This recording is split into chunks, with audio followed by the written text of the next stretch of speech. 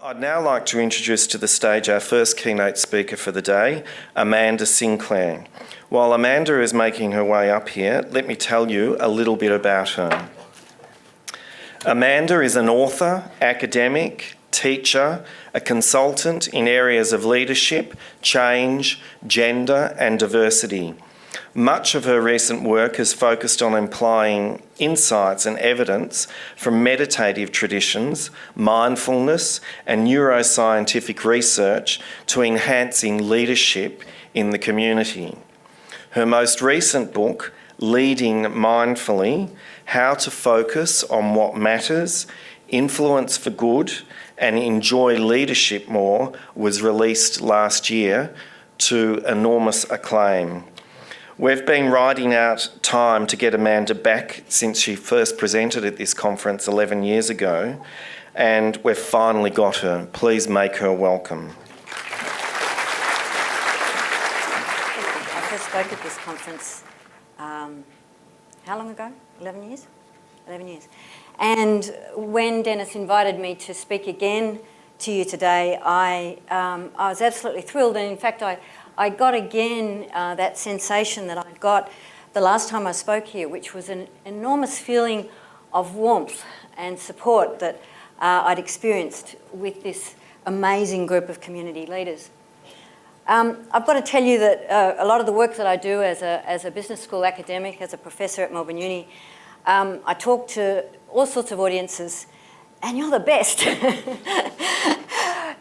Certainly a lot of other audiences don't kind of get me or get behind me in the way that you do. So it might sound like I'm flattering you, but it's very genuine. So it is wonderful to be here in this amazing group of community leaders. And I hope that some of the work that I'll be exploring with you today, this morning, is very useful in your leadership work.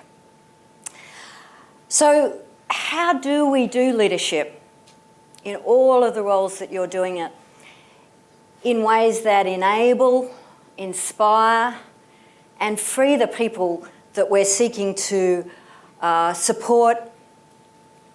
How do we do that kind of leadership without doing damage to ourselves? Yeah?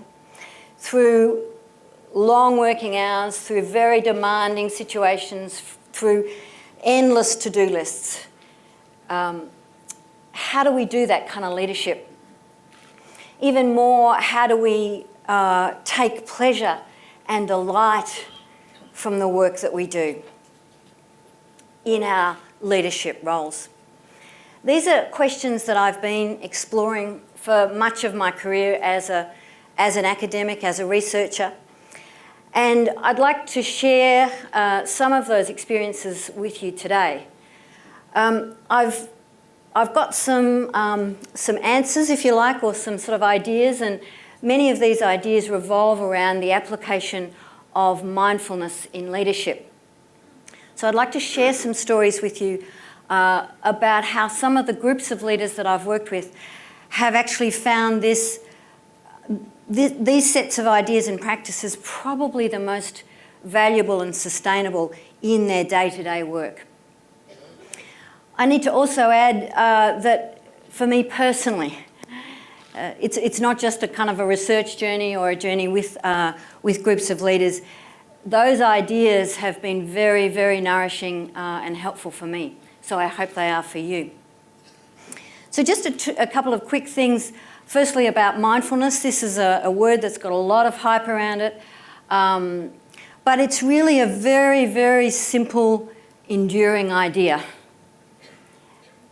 Mindfulness is the choice we make to be present here now. So to bring our whole selves, our thoughts and our bodies, to this room, to this moment, to this group of people, is what mindfulness is about. Of course, often, when we're in situations like this, our thoughts are somewhere else. And so when we're seeking to be mindful in leadership, we're seeking to bring our attention, our focus, our awareness to the people we're with at that moment. And this is why one of the one of the reasons why mindfulness is so impactful potentially in leadership. So whereas meditation is typically a practice where we take ourselves off, we take ourselves offline to sit in stillness, in mindfulness we can bring it into all of the conversations that we're having right now. Yeah? To the interactions, to the meetings, to the work we're doing in the moment. Mindfulness is suitable for it. So let me ask you, where's your mind now? Yeah? Where's your mind now? Great. Well done. So what's probably worth mentioning is that for many of us at that moment, our mind actually was, it might have been back with breakfast, it might have been something we'd forgotten to do before we left this morning, it might be something that's weighing on us, that's waiting for us back at our desk or at the office. What's important is not the thought or being somewhere else, but the persistent and patient effort to bring our attention back to the now. There's lots of neuroscience and lots of scientific evidence that's been emerging over the last 15 years or so that helps us understand exactly why this capacity is so useful for us. And it's useful for us at many, many levels, right down to the work that Australian scientist Elizabeth Blackburn was given a Nobel Prize for. And that's at the level of DNA and our genetic structures. So her research shows that the capacity to keep on bringing our attention back to the present actually improves our DNA structures. There was a very interesting study. I won't talk much about the research today because I want to make this a more experiential session with you. But there was a very interesting study done at Harvard University whereby they gave a whole lot of people some mobile phones and they sort of alarmed them at all different times throughout the day. It was a big study. And what they found was that about 70% of the time, people's mind and their body were in two different places. So their mind wasn't where their body was. But what the research also showed was that people were happiest and most fulfilled when their mind and their body were in the same place. So some more evidence about the value of mindfulness. Just a quick word about leadership. When I'm talking about leadership, I am, of course, not talking about the position or the rank in a formal kind of structure. I'm interested in the leadership that we all do by way of influencing others towards valuable outcomes. And in my own research, I've certainly been most inspired by the leadership done by musicians, just as we've seen this moment, in this previous moment. So I've been most inspired by the leadership work that's often not given that label. All of the work that you do that may not be seen or given that label of leadership, indeed you may not give it that label, but in very powerful ways it certainly satisfies that notion of influencing others towards mutually valued outcomes. So let me just take you back for a moment to 2003. I'd been made a professor some years before this, and on the outside I looked a success. Doing all the things that a professor does, teaching and researching and going to endless university meetings. Inside, though, a profound sense of unhappiness, a feeling that I'd lost connection with the values that I believe were important about education. I found myself caught up, very, very busy, incredibly busy. Lots of emails, lots of meetings, but really a sense that I was failing in leadership myself. I was just going through the motions.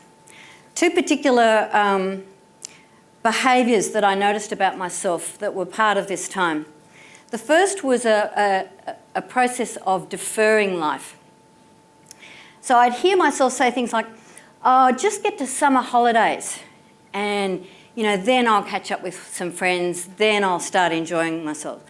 I'll just get through these next 6 months. I'll just get through these next 2 weeks. I'll just get through, and I'd hear myself saying this, and then summer holidays would come around, and what do you think, what was going on?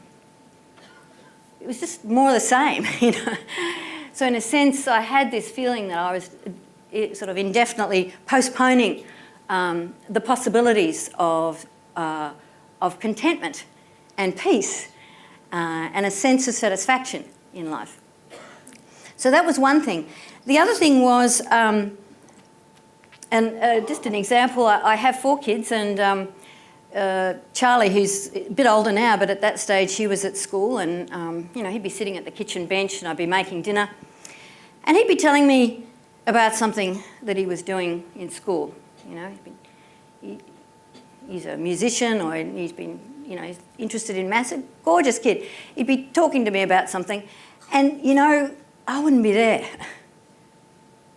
I'd find myself somewhere else. I'd be thinking about the email that I hadn't sent, or the phone call I hadn't got to, or a meeting that was coming up. So it was these 2 habits that I started noticing were really pervasive in my daily actions, and it just wasn't working. So I walked into my dean's office and I said, look, this is not working out for me. I'm going to resign. And he said, don't do that, Amanda. Let's work out something else. And so he suggested that I take a year's leave without pay. And I did that and spent a year returning to finish off some yoga teacher training that I'd started some years before. I had this absolutely blissful year, and I can recommend it for any of you. Immersing myself in a lot of Eastern philosophy, a lot of Buddhist philosophy and meditation and so on. Having a wonderful time. And at the end of this year, I came back and I had yoga teacher here, business school professor here. Which one do you think looked more attractive? Definitely that way. But of course, we had to live, and we're dependent on dependent on my income, of course. And the other thing that I realised is that,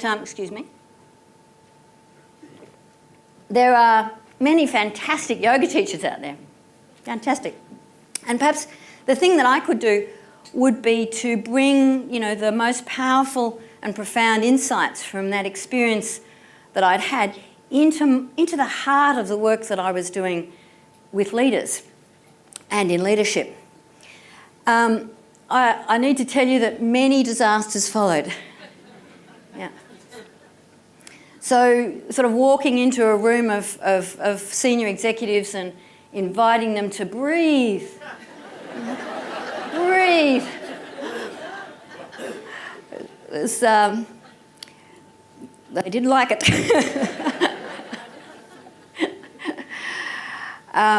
It's interesting, for me to think about why they didn't like it. One of them certainly said, made very clear, he said, I already breathe. I'm not paying all this money to be told to breathe. But I think at another level, being invited to slow down and notice the breath is potentially very, very confronting for those of us who are running really fast through life, running on the fast track. It's a very confronting thing to be invited to pause and slow down.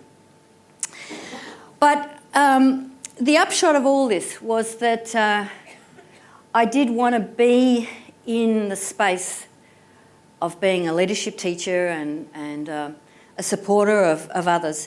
I wanted to be in that space completely differently after this experience. So I wanted to take off my armour. Yeah?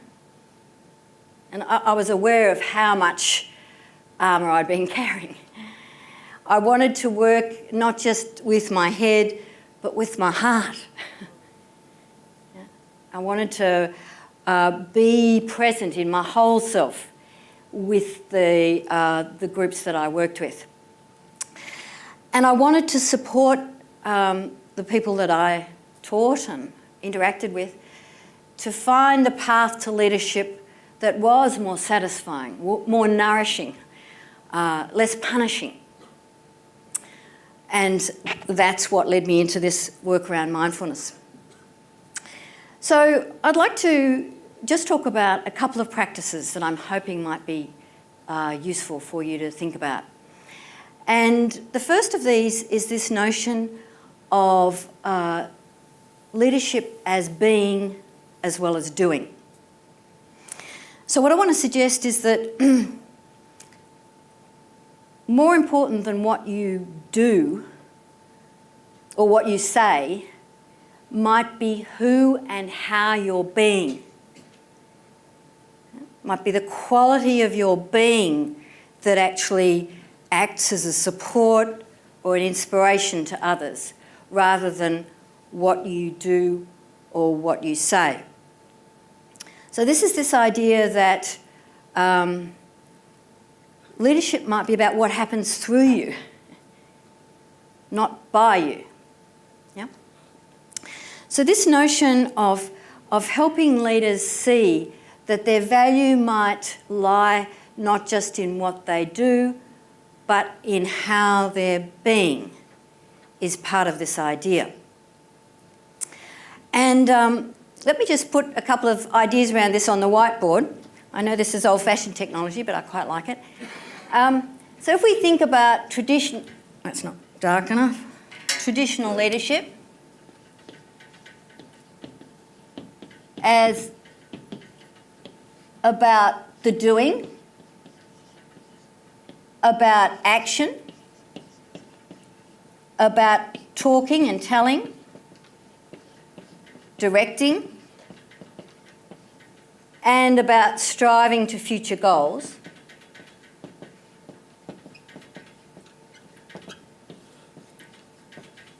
And if we think about, this is the sort of the look of traditional notions of leadership.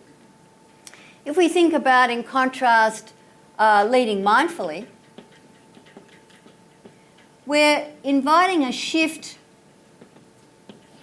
from the doing to the being.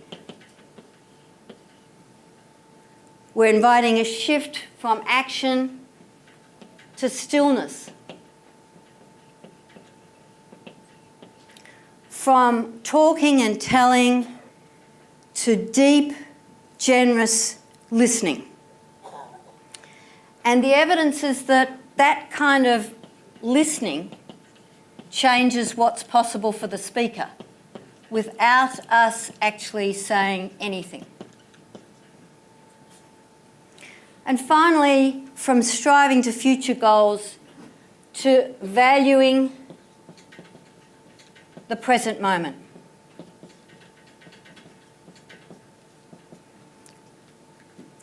So putting a value on this moment, this one right now. Yeah. So what do you think, that's very vague, I'm sorry, it's very pale. What do you think the reaction of some of my, let's say my MBA students when I suggest this shift? What do you think they... Crazy? Yeah, crazy? Yeah. Yeah. How we done what she did. Yeah, exactly. That's exactly the response. They tell me that it's this side, this right-hand side. Is that the right-hand side? No, that's the left. This is where their KPIs are. This is where all their performance goals are, all on this side. And they say, how can I let go of this? What I want to suggest to you, though, is that we get really, really caught up on this side. And finding ways to move across to this side actually enables us to do this a whole lot better. With a whole lot more focus and clarity and purpose. Yeah? So of course they're not mutually exclusive. But part of what I'm suggesting to you with this notion is that making a shift across to the being at certain times, in certain situations, might be very, very helpful in leadership. I want to just give you the example that comes from some of my work with doctors and specialists. I've done quite a lot of work with hospital executive teams and specialists and so on. And, they're a fantastically interesting group to work with. They're very demanding, especially the psychiatrists. But one of the things that's very powerful is that they've been taught and they think of their value in the doing. And of course we want medical people to be good at the doing. But increasingly, so many of them in their roles are required to do leadership. That is, they're required to mentor junior doctors. They're required to lobby upwards for certain sorts of resources. They're required to affiliate and support their patients. Requires leadership as well as the technical skills. So, excuse me, and helping them see that they have more to offer than they're doing is a very powerful thing. I was teaching a group of specialists, just as an example, and I spent a day with them and was introducing some of these ideas. And this one woman came up to me, senior specialist at the end, and she kind of eyeballed me.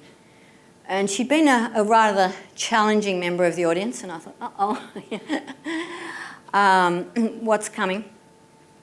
And she said to me, "This is essential to me surviving. Doing more of this is what will keep me alive." Yeah. And so what she's getting at with that is that under so much pressure, that finding a way of moving across to the right-hand side is the thing that's going to enable her to trust herself, to slow down, to offer more of what she's got available, all part of helping her survive. So that's one core idea, the shifting to the being as well as the doing. And of course, this is going to look different for all of us. It's going to be a different bundle of habits and ways of centering ourselves. It might be simply going around and seeing somebody instead of sending them an email. It might be really bringing our attention fully to an important meeting rather than, feeling as though it's only getting half of our attention or less. But certainly in the doctor's case, in the case where I've worked with doctors around this, they are ineffective if they stay in their head. They've got to bring some of their heart as part of their work to be effective in the leadership space. So the second idea I wanted to share with you that comes also from mindfulness is around stress and how we react to challenge and threat. And, many of you, I know there's a lot of you working in the health sector here will know this literature very well. And the thing that's been emerging over the last sort of a few years in terms of research is that the debilitating consequences of stress, that is the psychological and the physiological debilitating symptoms, are not caused by the events that happen to us, but by our thoughts and our ways of thinking about those events. So what this research tells us is that, and recognises, is that, terrible things happen in our lives. Difficult things, we lose people, our families break down, we have really big things that happen in our lives. But what this research is consistently now showing is that our response to those events and the consequences on us, psychologically, emotionally, physically, are determined not by the events, but our thinking about those events. Yeah. So what the mindfulness research helps us to see is to notice our patterns of thinking about those events. And again, I want to do something over here on the whiteboard. Oh, that's not going to come off.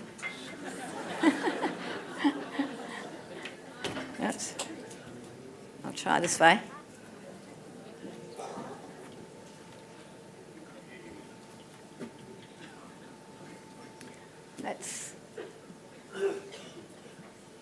Okay, so if we think of this vertical as a level of challenge or our alertness, we know from a lot of work now that, of course, in order to get our performance up, we do need a sense of challenge. We need, some demanding circumstances. We need some things that require our abilities and our concentration and focus, and that leads up to performance.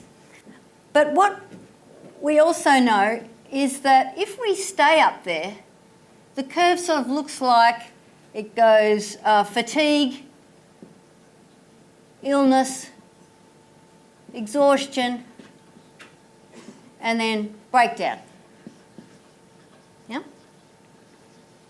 So if we stay up here in a sort of a physical state of high alertness, a lot of adrenaline pumping around, quite a lot of cortisol and so on, it eventually leads to breakdown. What the research also tells us, the mindful research tells us, is that we need to work out ways of going up and coming down. Going up when we need to and coming down. Yeah? Unfortunately, a lot of us start to get hooked on being up here. But really, really valuable to work out how to bring yourself down off that stage of high alert. And again, one of the very clear pieces of evidence from the mindfulness research is that it's our bodies and our breath that are the gateways to coming down. So one of the many misconceptions about mindfulness is that it's all about what happens up here. Actually, the gateway to getting present is this bit. It's our bodies. Yeah. And of course, all of you, will know that. If you think about what helps you come down off that curve, it's probably got something to do with your breath and your body and your senses. It's going for a walk. It's getting on a bike. It's being out in nature. Yeah. In my case, it's mucking around in my compost bin and talking to my chooks. I've got a lot of wisdom. Yep. Especially one of them. So important really for us to not just tune in to these processes, but to help others to notice when others are up here. I've certainly worked with many executive teams that spend their lives up here, state of hypervigilance constantly, and it's really, really bad for us. So that's the second idea around sort of observing and moderating our response to challenge and demands. The third idea is to pick up something that I mentioned earlier around deep, generous listening. And my colleagues and I have done quite a lot of work looking at what we call listening from stillness or mindful listening. And, the evidence is that this is a really powerful practice to share and to experiment with. And I'm going to get you to do it in a moment. Just as an example, you'd probably know that there's a lot of interesting work around mindfulness going on in schools. So a lot of schools now have programs where they teach children to relax and to be mindful. There's using apps and gathering all sorts of, terrific data about it. But my role is often to go in and work with executive teams, or staff around mindfulness. And believe me, they need it more. They need it just as much as the kids, but of course, often they don't get it. But, one of the really impactful things to do with these teachers, teachers operate in very, very demanding environments. They're very tightly time-structured environments. And, they get kids coming up to them all the time, knock at the door, "Can I talk to you, miss?" And they immediately go into problem-solving mode. Yep. And, what helping them experiment with a different form of listening does is help them to notice their usual habits in listening and experiment with something different. I mean, all of us know, all teachers know, that it's the solution that the child comes up with for themselves to their problem that's the important one. If the teacher just says, "Do this, try this," it's not gonna be sustained. It's not gonna last. The much better option is to try and help that young person come up with their own way forward. So that's what some different practices of listening can do in schools. And just one other context before I get us sort of working on this. I was working again with a big group of public health people a year or so ago, and we did some work around mindful listening. And one of them came up to me at the end of the session, and she said, "Look, I'm an emergency doctor." I think she worked at the Alfred or the Austin, one of the really big public hospitals. So she's seeing people come in literally life and death. Literally life and death, one after another. And she said, "It's so interesting what you do," she said. "One of the things that I've noticed as an emergency doctor is that the one thing people in that emergency room want, if they are conscious, is for you to listen to them."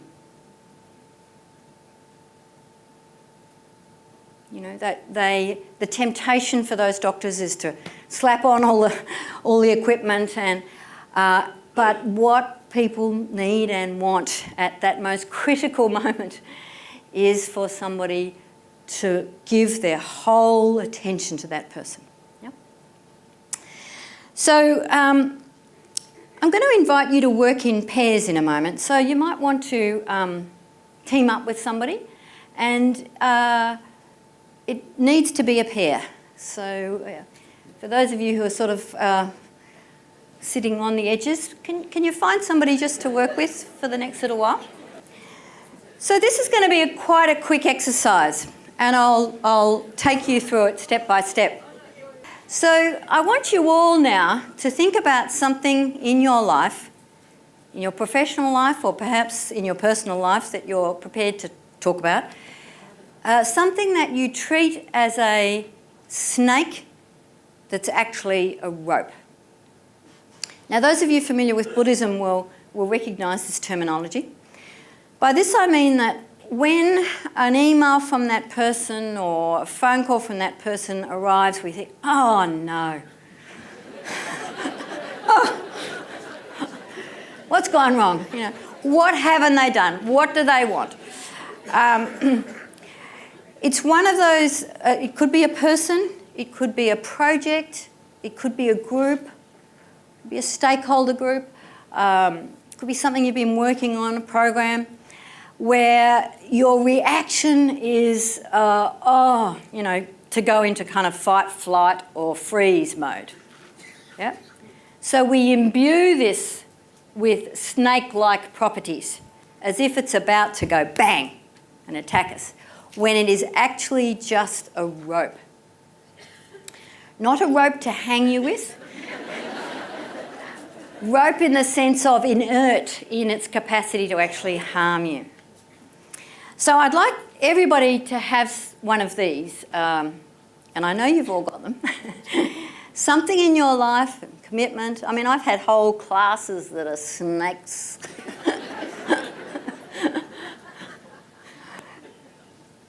It's not their problem, it's mine, you know, that's the reaction I have, you know.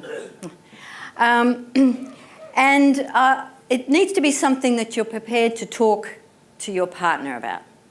Yeah? It will be only very quick.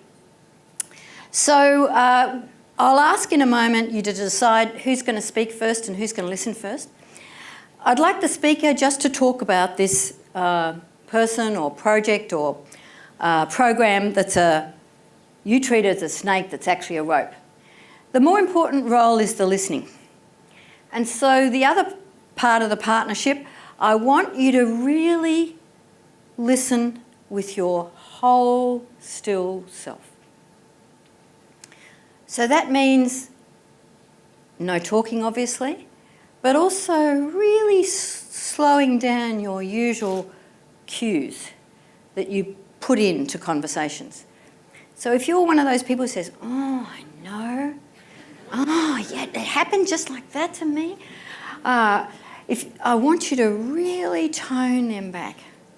What I want you to deliver is listening from your whole body and from your stillness. Okay? So, again, this will be quite quick, so I'll invite you in a moment to decide who's going to speak first, and then I'll get us all to speak together.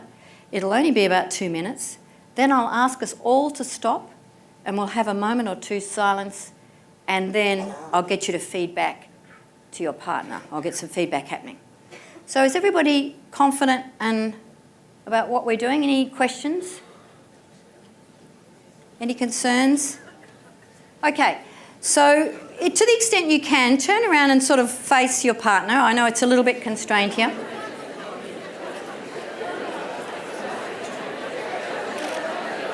And shh, just working out who's going to speak first. We'll do turnabout, so you'll both get a chance. Just work out who's going to speak first. Okay. All right, let's all start together. Off you go. Very good, very good. Shh. Very good. Wherever you've got to is absolutely fine. Just a moment or two silence now.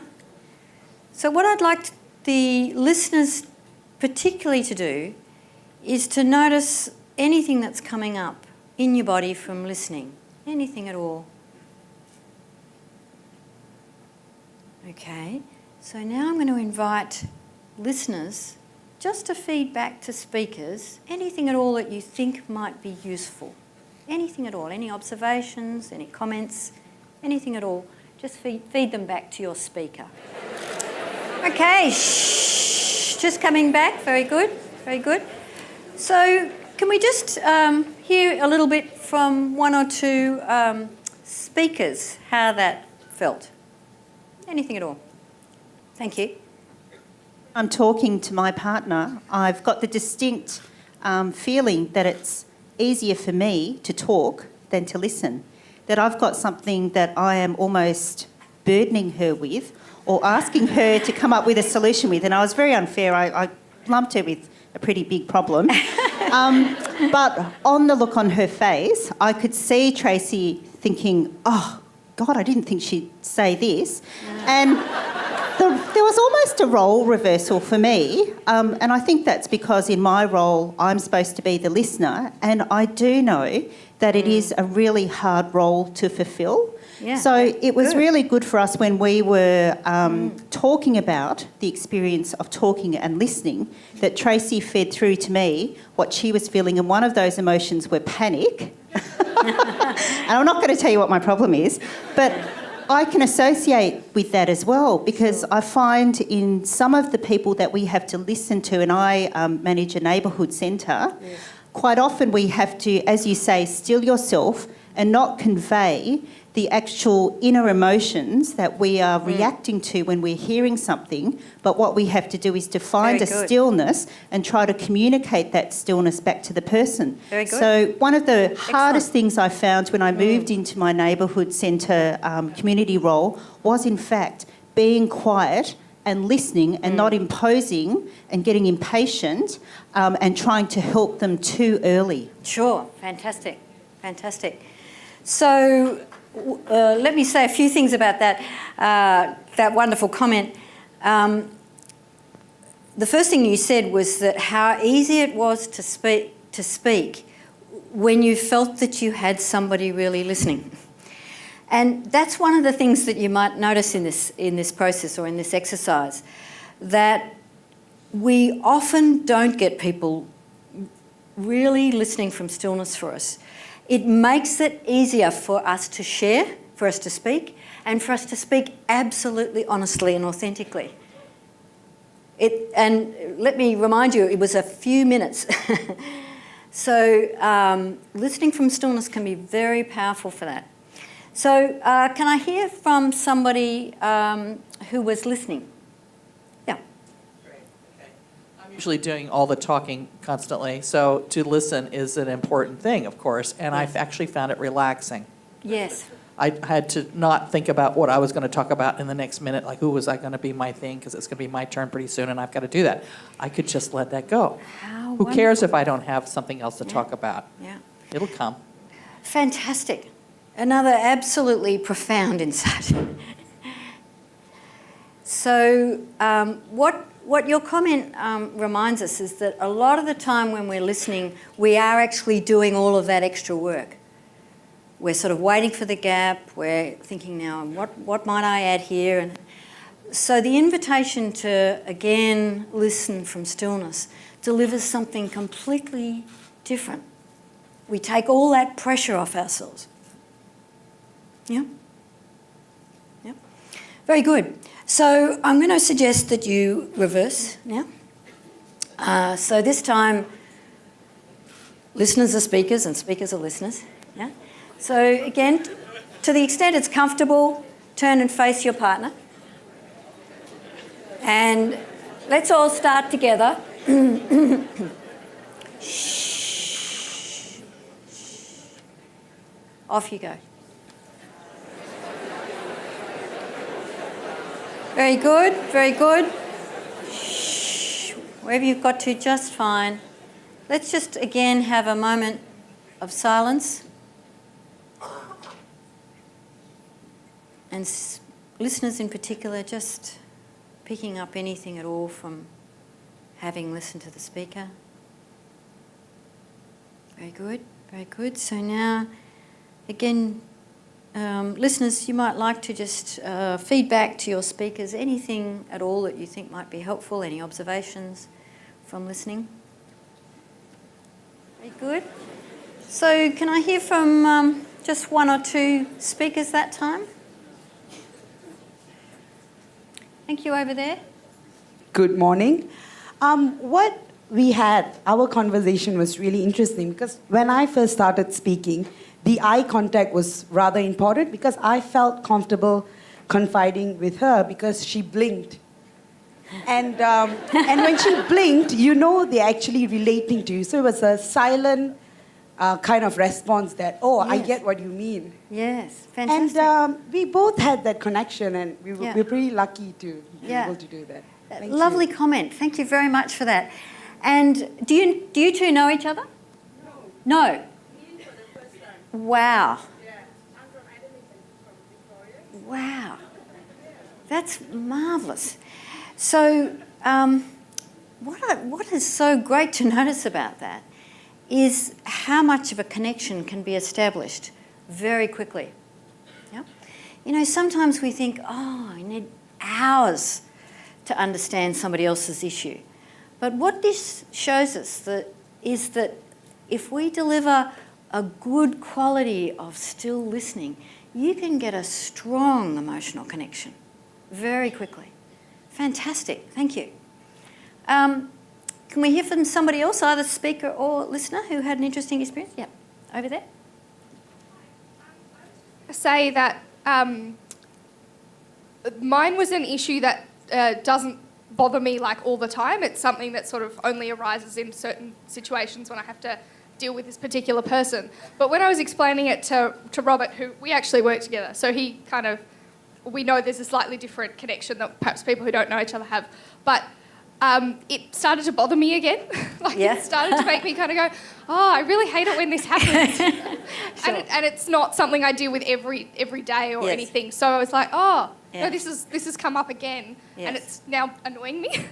Okay. So that's the That was your experience. experience, yeah. Okay, good. Well, sort of good.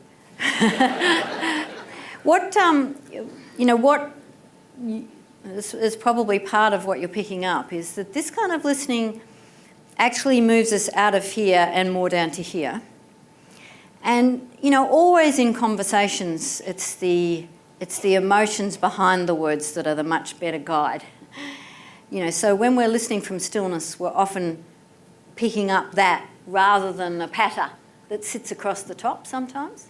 So it sounds like that was what was going on in that conversation, that your partner really could get a sense of the emotion and the difficulty that was backing this up, which of course then enables us to speak more openly and authentically.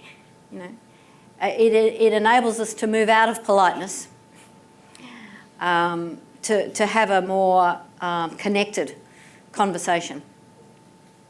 So any more comment? One more comment from someone? Good morning, everybody. So it was a good experience for me because normally in my personal life and wherever I go, I always interrupt people. And I knew people are getting annoyed by me sometimes possibly. So this is first time solely listened. I didn't make anything. So that gave me this sense that I know listening is a hard thing to do and it's a good quality. And when you listen with your mindfulness, you're connecting with that person. So we can so the speaker can believe that you are listening. Yes. That is very important. So that's how I felt for the first time. So thank you, and I feel really appreciated that I'm here to do this. That's beautiful. Thank you so much for that. You're welcome. And look, what you've identified so powerfully too, though, is something that, there's several things in there that I want to just underline. One is that we think our value is in speaking, but your value in that example was in just not speaking, in just delivering your presence. And again, it's rare. We don't get it much. So it's a beautiful gift to give to somebody. Our still presence. It's a beautiful gift to give to somebody else. And it doesn't take long. In fact, what you might find is that difficult conversations that you think are going to need a whole lot of time actually don't need much time at all. That it's a fabulous thing, and part of it also is recognising that there may be a whole lot of value that we're currently not tapping in about ourselves and about how we can help and support others. That is mobilised just through this process of being a still listener. So thank you very much for that, for participating in that so openly. Really marvellous. And I want to just finish with my fourth idea, and it's connected to what you've just done. And this is the idea of leading with less ego. What do I mean with this? So mindfulness kind of helps, and has certainly helped me a great deal, recognise that well, to put it bluntly, the self is a bit of a fabrication. What do I mean by that? I mean that, there's often a whole lot of things we sort of tell ourselves about ourselves. I need this, I believe that, this is important for this to happen, and because this is important to me. Now, I'm not saying here that it's not important to believe strongly and advocate for things that are very important. But I am suggesting that sometimes in leadership, it's really helpful to notice when your ego is getting very involved in a particular outcome. Yeah? And most of us can pick that up. Yeah? I taught a group of judges last year, and it was a fabulous sort of opportunity to work with a very, very intelligent bunch. And, I was introducing mindfulness to them, which was pretty revolutionary in some ways. And they were a fabulous group, but they were a difficult group, as you might imagine. And, I had quite a mixed experience with them, Anyway, I got the evaluations after the day, and they sat in my inbox for probably about 5 days, as you do, when you're a bit worried about the feedback you're going to get. And part of what I'm getting at here is that when I actually did get around to opening them, guess what? They offered very reasoned, careful feedback, which I largely agreed with. Yeah. So I'd made this a snake, yeah, and I'd got, my ego was overly involved in this. So it's been a fantastically useful thing for me to recognise that always when I sense that I'm spending a lot of energy kind of defending my identity or my sense of myself, that I can just let that go. That I can move into what you might call a kind of bigger self. And see that in a situation like that, well, a couple of things really. That to see that it is an opportunity to work with a fantastic group, and that most of that group were genuinely open, which they were. To have compassion for them, gee, that's a tough job. Very tough job. But also for myself in that space. It's part of what helps me recognise that. So this idea that it's possible to notice when we're occupying that ego space. And there's all the clues that you'd be able to recognise. The same thoughts go round and round and round. Yeah, very repetitive. It's often fairly judgmental, very judgmental, very self-judgmental. Sometimes catastrophising. So when we notice that that's going on, there's always the possibility to make the choice to not expend any more energies in that circle of ego, but to step into a bigger space. And that bigger space is the bigger you. It's the you that's open, that listens, that's playful, that takes pleasure in interacting with others and supporting others.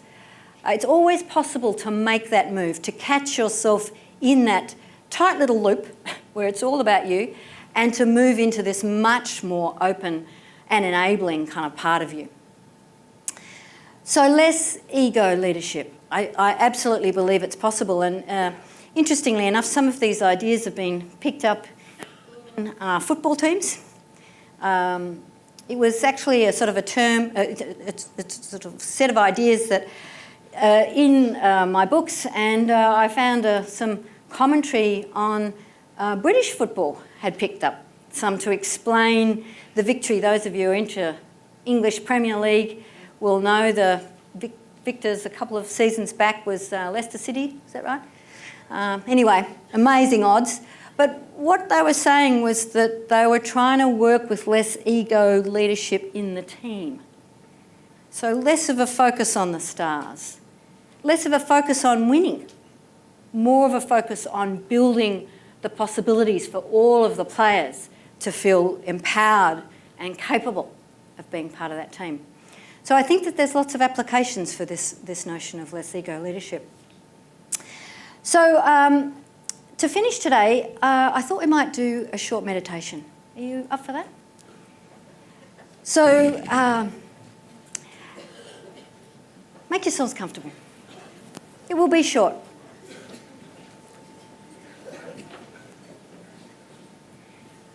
So if you've got a meditation practice, or if you'd like just to tune out, that's absolutely fine, just tune out. otherwise, let's just allow the body to be nice and relaxed. If it's easy and comfortable for you to close your eyes, please do so. Otherwise, just lowering the gaze.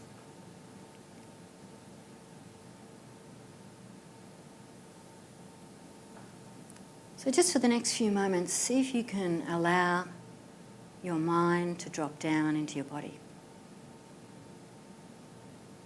So just let all those thoughts, all those feelings, all those reactions, just to drop down quietly into the body.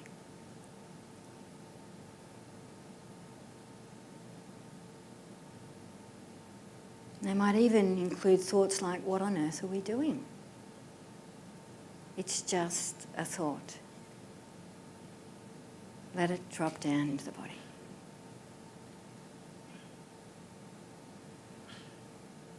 Allowing the body to be as relaxed and at ease as it can be right now. Allowing the shoulders to drop away from the ears. If you're noticing any tightness around the jaw, the tongue and the teeth, just see if you can find some greater physical ease. See if you can relax right down to the roots of your teeth.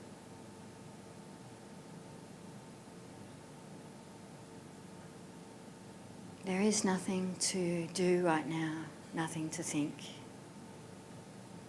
nothing you must worry about. Just allowing the body to be in a state of ease.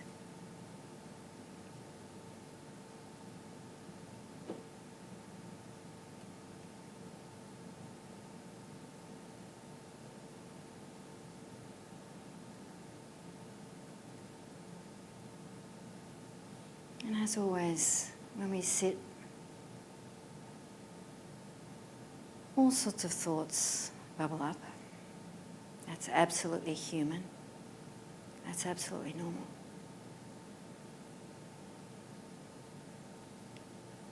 So our aim in meditation is just to allow them to be there, to not judge ourselves, and to let them go when they're ready.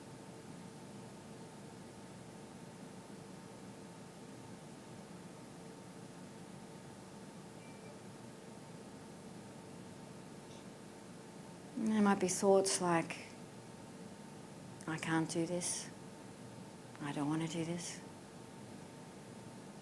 Again, they're just thoughts.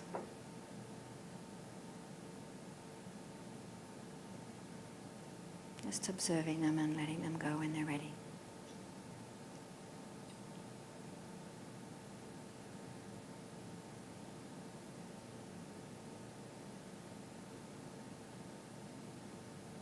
Very, very good. So I'd like you to take a deeper breath into your belly now. And as you take a few deep breaths into the belly, just savouring this morning, savouring being alive and well this morning in this room together, the opportunity this presents. And then when you're ready, opening the eyes.